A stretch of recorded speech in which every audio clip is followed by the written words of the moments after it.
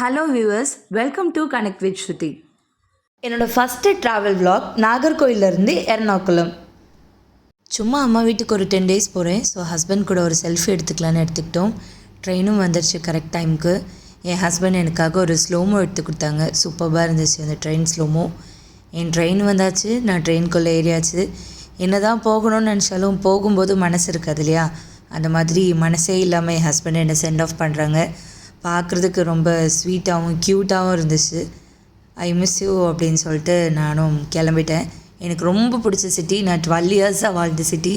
எனக்கு நிறைய மெமரிஸ் இருந்தது அதில்.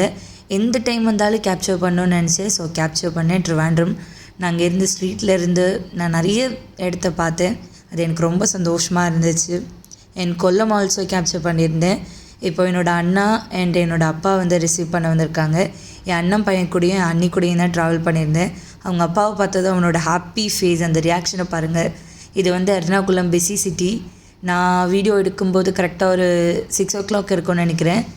6 or 5 இருக்கும்னு நினைக்கிறேன். ஸோ எவ்வளோ பிஸியாக இருக்குன்னு பாருங்கள். ஆட்டோ பிடிச்சாச்சு. ஸோ ஃபைனலி வீட்டுக்கும் வந்தாச்சு.